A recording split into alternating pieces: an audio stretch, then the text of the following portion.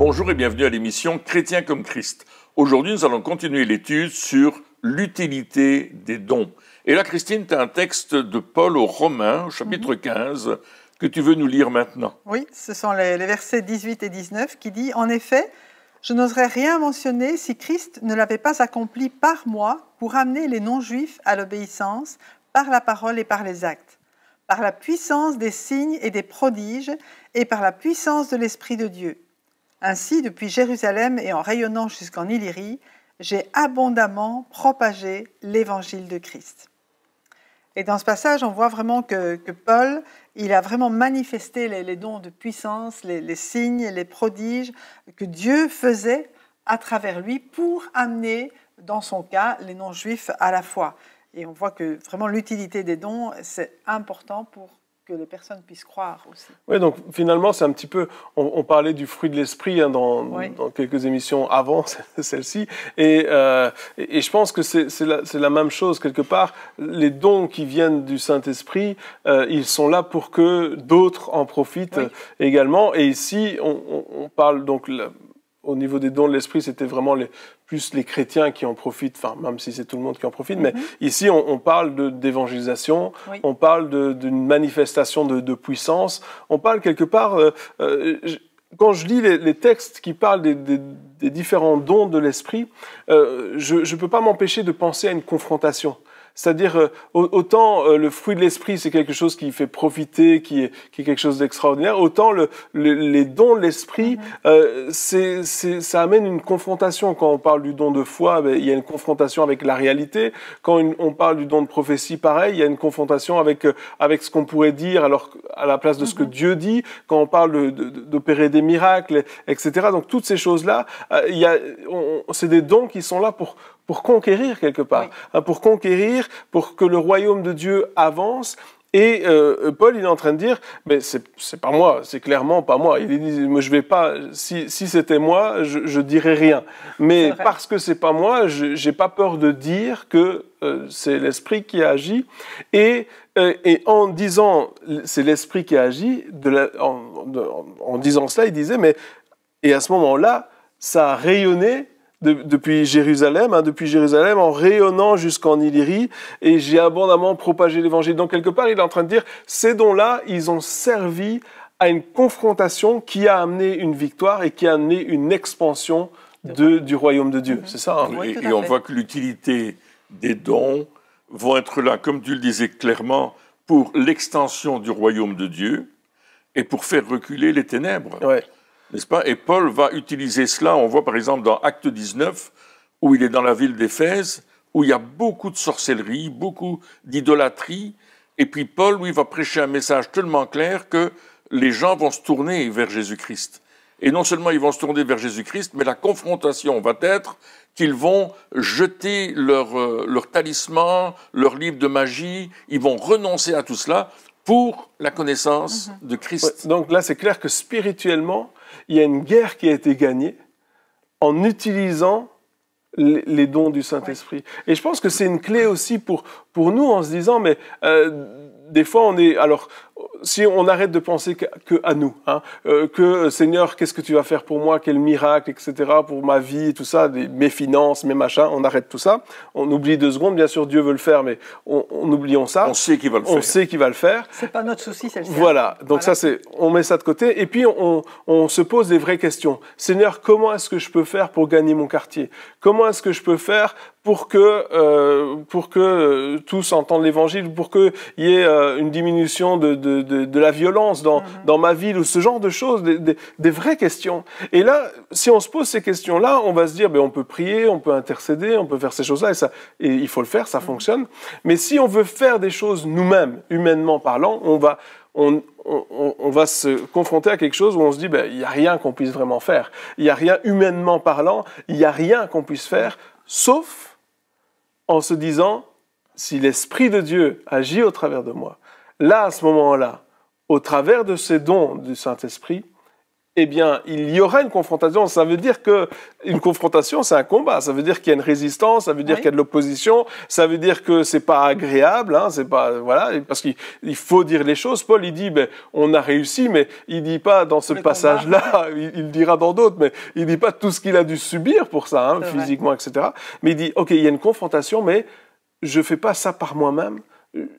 Quelque part, je me laisse utiliser par le Saint-Esprit et je laisse ses dons travailler au travers de moi pour gagner ces combats-là, qui sont des combats autrement importants que les combats que je pense être importants des fois. C'est ça. Et c'est là qu'on voit que justement les dons sont indispensables pour une démonstration de puissance, démonstration de la puissance de Dieu, démonstration même de l'existence de Dieu, que les gens réalisent que ce qui se passe n'est pas naturel, ce sont des dons surnaturels, et qui sont utiles et vraiment très importants aujourd'hui dans un monde qui est plus que rationnel, de pouvoir venir avec les solutions de Dieu, là où il n'y a pas de solution, qu'on permette à Dieu de manifester sa solution à travers nous, pour le bien des personnes qui sont là, mais en même temps pour que Dieu soit glorifié, pour que les gens soient convaincus, mais oui, Dieu est là, quoi, et il prend soin de moi, et je suis important. Bien sûr, parce que ces personnes dont on parlait, qui ont arrêté la sorcellerie, qui ont jeté leurs livres,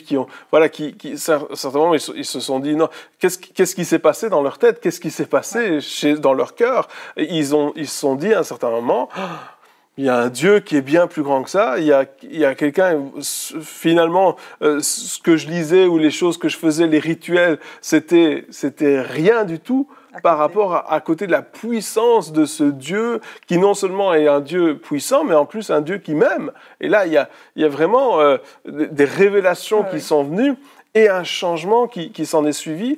Alors, c'est ça, on se pose la question, mais à quoi ça sert les dons? Eh bien, on ne peut répondre que si on est conscient que l'Église, aujourd'hui, doit être dans une phase de conquérant. Doit être dans une phase pas juste d'essayer de défendre les positions, parce qu'à ce moment-là, les dons de l'esprit, ils servent, mais pas autant qu'ils pourraient servir, mais on est dans une phase spirituellement de conquête où on doit laisser le Saint-Esprit nous conduire pour que le royaume de Dieu avance. Tout à fait.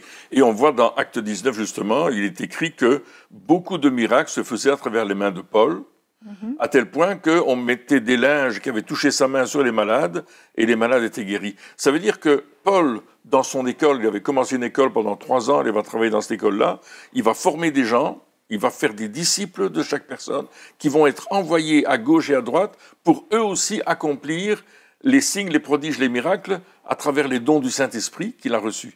Et ça va se répandre partout, et tout le monde, dans l'Asie mineure, va connaître la puissance de l'Évangile, à travers une démonstration des signes du Saint-Esprit, à travers les mains des disciples qui vont, eux, le mettre en pratique, parce qu'ils ont rencontré Jésus, ils ont été baptisés d'eau, ils ont reçu le baptême du Saint-Esprit, et puis ils sont partis avec cela, et ils ont accompli des choses extraordinaires. Et peut-être on ne connaîtra jamais le nom de ces personnes-là, mais c'est pas important. Ils ont fait avancer l'Évangile. C'est pas important. Absolument. Et aujourd'hui encore, le fait de connaître le nom de l'un ou de l'autre, ça n'a aucune importance. Absolument. Aucune importance. L'important, c'est vraiment de dire quels sont les fruits dans l'éternité. Quels sont les fruits dans l'éternité? Qu'est-ce qu'on a accompli? Est-ce qu'on a fait ce que Dieu nous a demandé de faire? Est-ce que nous avons obéi à Dieu dans les capacités qu'il nous a données? Est-ce qu'on a osé mettre les dons en pratique? Parce qu'il faut oser le faire. Il faut oser se laisser utiliser par Dieu. Hein. Des fois, il y a des défis qui sont là. Ouais. Et je pense que c'est de ça qu'il parle aussi dans l'Épître aux Romains, chapitre 12, quand il dit « Offrez vos corps comme un sacrifice vivant, saint, agréable à Dieu ». Parce que si nous n'offrons pas nos corps et que si on garde, je vais dire, nos membres pour nous satisfaire, et on ne pourra pas permettre au Saint-Esprit d'utiliser nos membres pour faire toutes ces choses que Dieu veut accomplir à travers nous. Et Paul disait aussi dans 1 Corinthiens 2, « Ma parole et ma prédication ne reposaient pas sur les discours persuasifs de la sagesse humaine. » Donc là, il aurait pu, c'est un docteur de la loi, donc il aurait très bien pu utiliser ces discours. Mais ma prédication reposait sur une démonstration d'esprit et de puissance, afin que votre foi soit fondée non sur la sagesse des hommes, mais sur la puissance de Dieu. Donc il disait, vous avez cru parce que vous avez vu la puissance de Dieu à l'œuvre. Et ça change tout.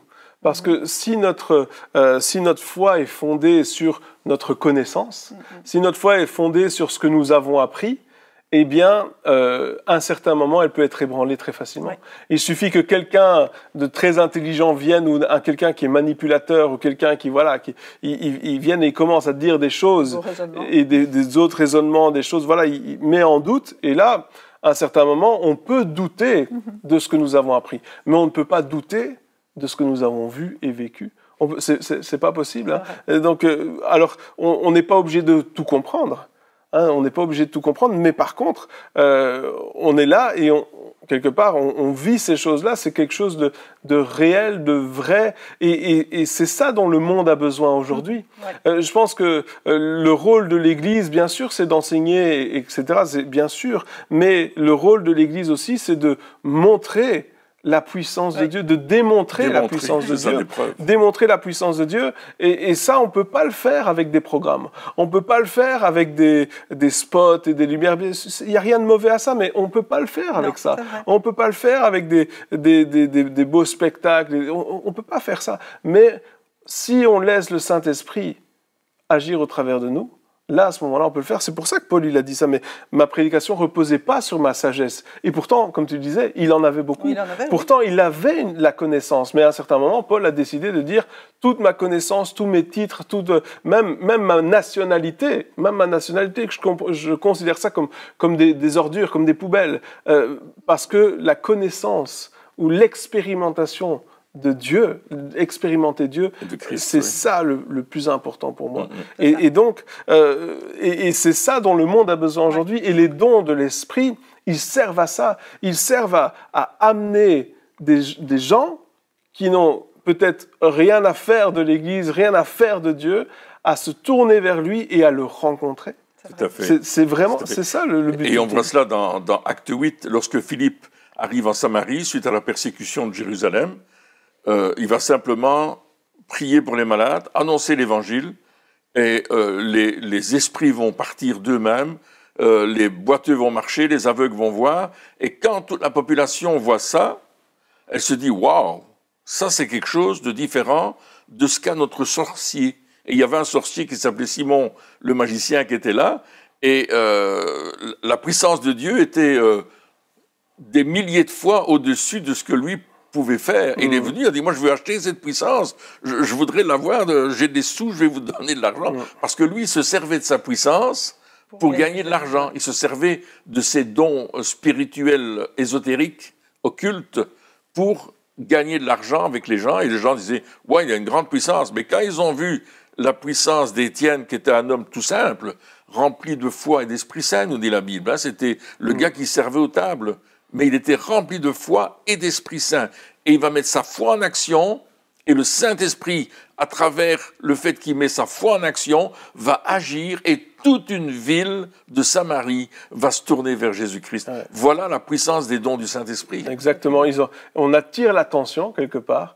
On attire l'attention, et puis, bien sûr, c'est une des utilités de ces dons-là, hein, oui. Mais ça attire l'attention en disant « Oh, waouh, il y a quelque chose qui se passe, ok, maintenant je vais écouter ». Maintenant, avant, j'en avais rien à faire, je ne croyais pas en Dieu, etc. Mais là, je suis en train de voir qu'il y a quelque chose qui se passe. Maintenant, je suis prêt à écouter. Et mon cœur est ouvert. Et là, l'évangile est prêché. Pas un évangile de belles paroles, mais un évangile qui va toucher le cœur, finalement. Et c'est ça, ce qui est extraordinaire avec l'évangile. C'est ça qui est extraordinaire avec ce que Jésus disait aussi. Jésus, il n'était pas en train d'amener des beaux discours et des choses très, très évoluées, très compliquées, etc. Non, il parlait directement au cœur, il parlait directement aux choses qui nous concernent personnellement, qui concernaient personnellement les foules, et c'est pour ça qu'il y avait un tel résultat quelque part. Et je pense que nous, c'est la même chose. Il y a une percée qui doit être faite, et une fois que c'est fait, une fois que la porte est ouverte, une fois que les cœurs sont ouverts, eh bien là, la prédication peut être annoncée, et les fruits peuvent venir. Donc on fait avancer le royaume de Dieu, que ce soit en atteignant d'autres personnes, ou que ce soit en aidant ceux qui sont déjà entrés à grandir dans la foi. Hein, c'est ça aussi l'autre utilité des dons, c'est dans l'Église pour que il y ait une croissance quelque part, hein, parce que c'est ça le but aussi. Pour qu'il y ait une croissance et pour que ceux qui sont dans l'Église puissent aller dehors, manifester les dons pour en ramener d'autres. Donc on a besoin, comme tu dis, on a besoin des deux et on verra quand on expliquera un peu chacun des dons à quoi il peut servir. Mais dans ces passages-ci, on voit que c'est dehors que Paul exerçait, que Philippe exerçait, que Étienne aussi manifestait. Oui, et puis Jésus disait la même chose. Voici les signes, les prodiges, les miracles qui accompagneront ceux qui ont cru. Et quand il parle de chasser des démons, etc., d'imposer les mains aux malades, qu'ils soient guéris et tout ça, bien sûr, on peut faire ça dans l'Église, mais le but, c'est d'aller dehors et de dire, OK, maintenant, on va conquérir, et nous devons avoir cette mentalité. Nous devons laisser l'Esprit de Dieu nous donner cette mentalité de conquérant, de dire arrête d'essayer juste de dire je vais garder mon petit territoire, je vais essayer que personne me le vole. Mais c'est pas du tout ça. On n'a pas de territoire, c'est pas nous. Déjà, et puis c'est pas ça le but. Le but, c'est de dire mais comment est-ce que je peux être utile? Comment est-ce que je peux être utile pour que le royaume de Dieu avance? Eh bien, ça peut être effectivement en allant dehors et puis exercer, ou ça peut être en restant dedans, on va dire ça comme ça, pour aider les autres à grandir en Dieu. Oui, parce que Jésus nous a donné cet ordre de faire des disciples. Ouais. Donc faire des disciples, c'est apprendre aux gens tout ce que Jésus nous a enseigné. Ce que moi j'ai reçu, je vais le communiquer à quelqu'un d'autre, qui aussi va le communiquer à quelqu'un d'autre. Il y a cette continuité de l'information qui va être apportée, mais qui est toujours fondée sur les Saintes Écritures et qui ne s'en détourne pas. Donc, tous ces dons du Saint-Esprit vont être en accord avec ce que la Bible déclare depuis la Genèse jusqu'à l'Apocalypse. C'est-à-dire qu'on va être fondé sur l'Écriture pour accomplir les différents dons que le Saint-Esprit nous a donnés. Et l'important, c'est de les pratiquer. Pratiquer les dons du Saint-Esprit, c'est très important. Alors, parfois on dit, mais comment est-ce qu'on sait qu'on a le don? On en parlait tout à l'heure. Par exemple, moi j'ai commencé à prier pour les malades. Alors, les gens me disaient, mais comment tu sais que tu devais prier pour les malades? Parce que c'est écrit dans la Bible. Ils imposeront les mains aux malades et les malades seront guéris. Donc, j'ai obéi. J'ai imposé les mains aux malades. Et on me dit, mais est-ce qu'ils ont tous été guéris? Je dis non. Mais j'ai continué quand même. Et le diable me disait, tu vois, ça ne fonctionne pas ton histoire. Ça ne marchera jamais. Et moi, je me suis dit, je ne m'occupe pas de ce que tu dis, je m'occupe de ce que la Bible déclare, qu'ils imposeront les mains aux malades et les malades seront guéris. Et j'ai continué à faire le travail, j'ai imposé les mains. Dieu m'a donné une certaine sagesse à ce niveau-là, certaines connaissances. J'ai appris à poser des questions, à discerner dans l'esprit, à avoir des paroles de connaissance. Au début, je ne savais pas que tout ça existait. Mais quand j'ai commencé à rentrer dans cette forêt, je vais dire ainsi, je me suis aperçu qu'il y avait différentes espèces d'arbres, c'est-à-dire différentes espèces de dons que j'avais besoin pour le pratiquer. Et j'avais des frères et sœurs qui m'accompagnaient en me disant « Là, tu as bien travaillé, mais crois-tu pas que tu aurais pu faire comme ça? Je pense que la Bible nous... » Ah, je dis « Mais ça, j'y ai pas pensé, merci de m'instruire. » Et ensemble, on a construit quelque chose. Puis moi, je travaille beaucoup avec Christine dans l'Église, avec différents ministères, différents serviteurs de Dieu et servantes du Seigneur aussi. Et puis ensemble, on apprend les choses, on se pose des questions, on se dit est-ce qu'on n'aurait pas mieux fait de faire comme ça. Et puis on se remet en question parce qu'on sait que c'est quelque chose que le Saint-Esprit nous donne et qu'on va apprendre à pratiquer les dons. Donc on a appris à pratiquer les dons. Et à faire des choses, parfois on s'est lancé à l'eau dans des choses extraordinaires. Donc c'est ça, donc la parole de Dieu, elle confirme les dons, elle confirme ce qui se fait, et ça c'est important aussi pour pas partir dans des délires quelque part. Et des fois, certaines personnes reçoivent des capacités du Saint-Esprit, mais ne sont pas fondées sur la parole de Dieu, et donc ils utilisent ces dons, ou ils essayent d'utiliser ces dons d'une mauvaise manière, qui n'est pas conforme avec la parole de Dieu, ou comme Simon le magicien, qui lui voulait faire payer carrément ses services. Malheureusement, encore aujourd'hui, ça existe encore, et voilà, et donc ça, il faut faire attention. Mais le principal, c'est de dire, ok, je vais continuer à me baser sur la parole de Dieu, je vais me laisser reprendre, je vais vais être prêt à apprendre aussi. Donc, je vais vérifier dans la parole de Dieu si ce que je fais est conforme. S'il y a des autres exemples, je vais m'informer, je vais peut-être lire des livres. Enfin, voilà, il y a toutes ces choses-là. Une fois qu'on découvre la manière dont le Saint-Esprit agit au travers de nous, eh bien sûr, le Saint-Esprit nous enseigne. Oui, hein, donc ça, c'est clair. Mais c'est pas pour ça qu'on doit être fermé à d'autres enseignements, et surtout à ceux qui sont dans la parole de Dieu. Oui, et dans la pratique. Et ce qu'on voit aussi, c'est que les dons, comme on l'explique, eh bien, ils se pratiquent ensemble. C'est rarement, bon, bien sûr, on rencontre quelqu'un ou de la famille qui est malade, on prie pour la personne. Mais généralement, on se consulte. Par exemple, on verra que pour le don de prophétie, que 2 ou 3 prophétisent, que les autres jugent. Donc ça se passe aussi dans une protection, je veux dire, une protection de l'Église, d'autres personnes qui ont reçu les mêmes dons, et on peut, c'est pas se contrôler, mais s'encourager et se perfectionner ensemble. Oui, et ça c'est important de dire. Oui. C'est pas parce qu'on a un don que forcément on est meilleur qu'un autre, non. Et c'est pas parce que le Saint-Esprit utilise des dons au travers de nous que forcément on sait tout. Hein? Et ça aussi c'est important de le dire, parce que on pourrait dire ah oui mais celui-là il a reçu, il prie pour les malades et les malades sont guéris. Du coup tout ce qu'il dit est juste. Non, c'est sûr. On est humains, des êtres humains, et c'est pas parce qu'il y a une manifestation du Saint-Esprit que forcément tout est vrai, tout est bon, tout est... Et la Bible nous dit d'ailleurs qu'il faut qu'on analyse tout ce qui se passe, il faut qu'on analyse tout ce qui est dit aussi, et oui, je peux recevoir un don de foi, par exemple, hein, il y a des ministères comme ça qui avaient des dons de foi extraordinaires pour se faire débloquer des choses qui n'ont jamais été faites auparavant, mais qui ont quand même dit des bêtises par rapport à ça, qui ont quand même dit, il y a une personne qui avait dit, oui, mais si il a besoin d'argent, je pense si je reçois pas ça demain, je me tue, ou je sais plus ce qu'il avait dit. Donc c'était quelque part, oui, il y avait, alors bien sûr, il a reçu l'argent, mais je pense que même s'il avait pas dit ça, il l'aurait reçu quand même. Absolument. Et donc là, il a été... chantage, quoi. Voilà, c'est ça. Mais oui, exactement. Donc quelque part, il y a ce don qui est extraordinaire qui vient de Dieu, mais de l'autre côté, il y a un dérapage qui est là. Et il faut être prêt à se laisser reprendre lorsqu'on dérape. Et puis aussi, lorsqu'on voit les autres exercer les dons, reconnaître les dons, aider les dons, etc. Mais c'est pas pour ça qu'on doit dire, lui, il a ça, donc il est meilleur que moi, donc il sait tout, il est parfait. Moi, je sais rien, j'écoute tout ce qu'il dit sans rien dire. Non. On est tous humains, on fait tous des erreurs, on dit tous des bêtises des fois. Et donc, ces dons-là, c'est pas un cachet de Dieu qui dit, lui, il est parfait, je lui donne un don. Heureusement, ou sinon, personne n'en aurait. Non, c'est sûr. C'est plutôt, le Seigneur dit, mais oui, mais moi, je veux donner des dons à tout le monde, donc il nous donne les dons, et puis... Oui, on l'a vu les 3 générations. Ouais. On a vu les 3 générations, les enfants, les jeunes gens, les vieillards, qui reçoivent les paroles prophétiques, des dons du Saint-Esprit, des visions, etc. Et il n'y a pas de classe, il n'y a pas de niveau d'éducation... il n'y a pas de richesse ou de pauvreté, il est dit tous. Oui. Et là, on voit que Dieu peut se servir de n'importe qui pour parler ou pour faire quelque chose. Et on voit qu'il s'est servi de l'âne de Balaam. Oui, exactement.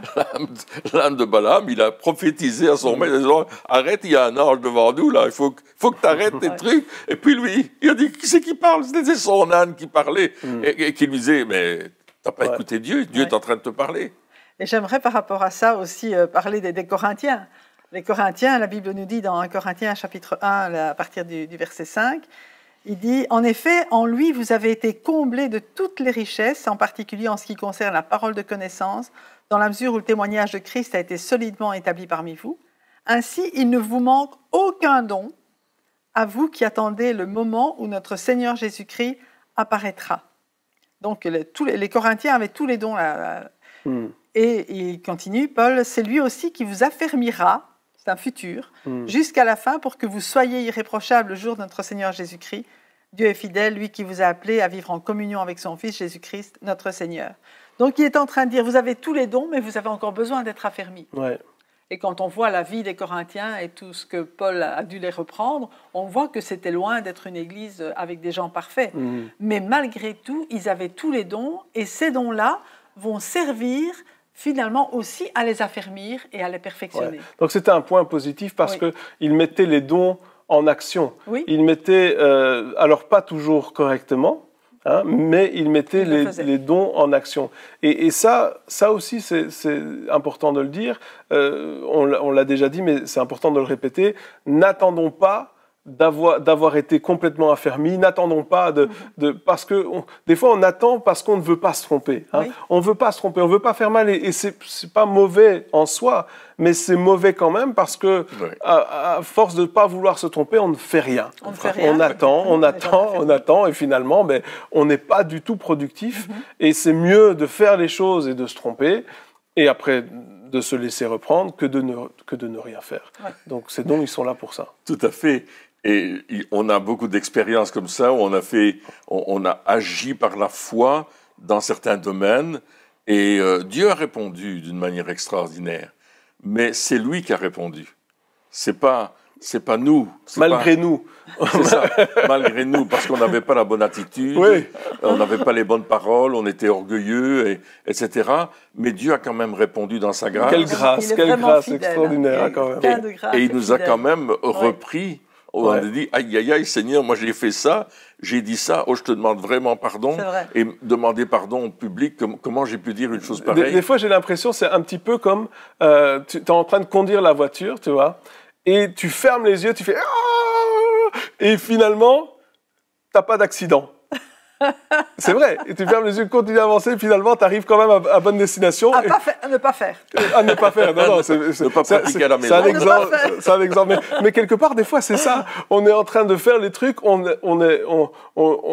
des fois, on se trompe, on n'a pas... Voilà, c'est ça. Et on est de bonne volonté quand même. Oui, bien sûr. Alors, on ferme les yeux, on fait et puis finalement, on arrive quand même à la bonne destination. Et là, on peut se dire, OK, quelle grâce extraordinaire. Malgré tout, Seigneur, si tu n'avais pas été là. Oui, c'est ça. Donc, oui, bien sûr, il y aura des ratés. Il y en aura. Mais... c'est pour ça que c'est important de s'entourer de personnes de confiance. C'est pour ça que c'est important de travailler en équipe. Parce que quand on travaille en équipe, il y a moins de ratés. Il y a moins de ratés quand on se laisse reprendre. Hein. Si on ne se laisse pas se reprendre, il y en aura. On corrige les ratés. Voilà, on corrige les ratés. Mais il y en aura moins parce qu'au moment où on va faire une bêtise, il y a quelqu'un qui va nous dire... Je pense pas que c'est une bonne idée.